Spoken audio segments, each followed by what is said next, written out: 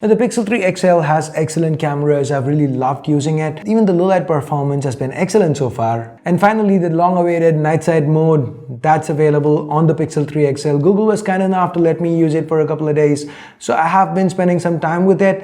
And I decided it would be a kind of interesting test to see how the Pixel 3 XL with NightSight performs against an iPhone XS Max under low light. Good light, most phones perform well enough. So it's under low light that I wanted to compare these two. Well, let's get to it. Hey guys, Ash here from C4E Tech, and let's get started.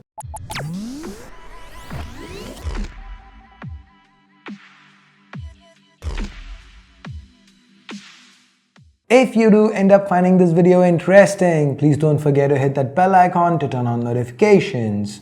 And of course, our monthly giveaway is live right now, so here's a card to it. Check it out if you haven't yet. So first, let's start with what is NightSight. Now, this is Google's low light mode option for their Pixel phones, though it's just been officially rolled out today. We've been talking about it for a while because some devs over at XDA managed to activate it even before it officially rolled out. So Pixel users have been using it, and a port of that app has also been made available for other popular phones like the Poco F1, the OnePlus 6, 6T, and so on. But that said, now that it's official, let's see how it holds up compared to the iPhone XS Max's pictures under low light. So to start with, this is the XS Max. Nice, good picture, right? It's not a bad low light shot at all. It's quite clean and all that. But then again, this is the Pixel 3 XL with NightSight. It's amazing, isn't it? Just to give you a fresher perspective, side by side. Again, iPhone XS Max, Pixel 3 XL. That fence was almost invisible on the image shot with the XS Max. Just to give you an idea, here's a side by side. Now before we jump to the next part, here's one more example. It's almost like somebody turned on a light switch, right?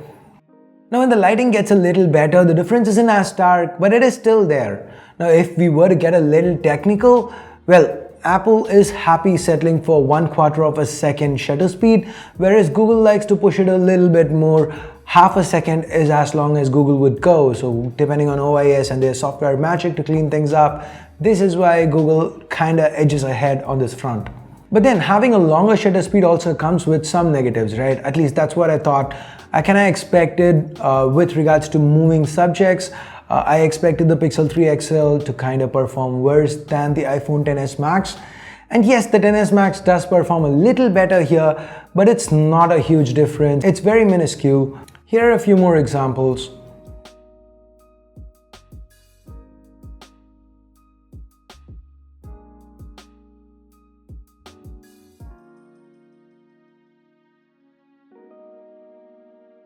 Now, if you think these were good, just wait for the selfies. iPhone XS Max, Pixel 3 XL with NightSight. Yes, it's available for selfies as well. Here's a side by side. Let's do it one more time. iPhone XS Max,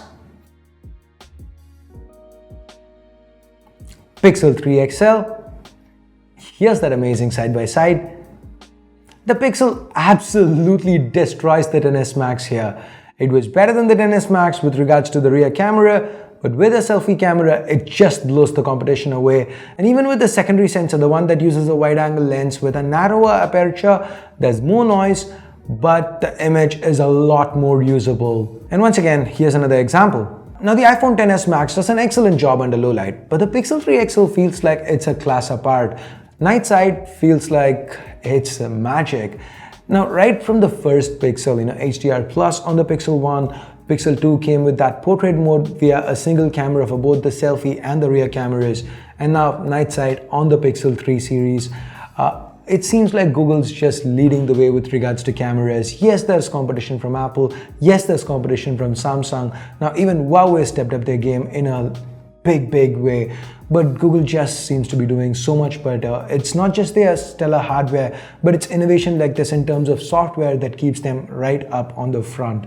And I feel the Pixel 3 XL, NightSight on the Pixel 3 XL is just amazing. It's very innovative. And it's not just on this, right? With the ported camera apps, we see the amount of difference it makes even for other phones that it's not built for.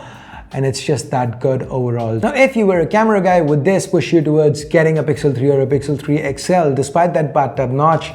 Let me know your thoughts in the comments below. And now, before we wrap, a big shout out to our sponsors, Dbrand. You know, they sell skins like this.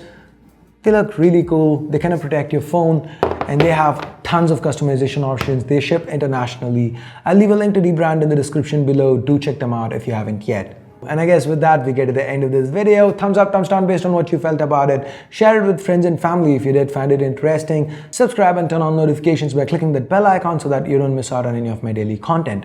Thanks a lot for watching. Till next time, my name's Ash. You've been watching C4E Tech, and I'm signing off for now. You guys have a great day. Bye-bye.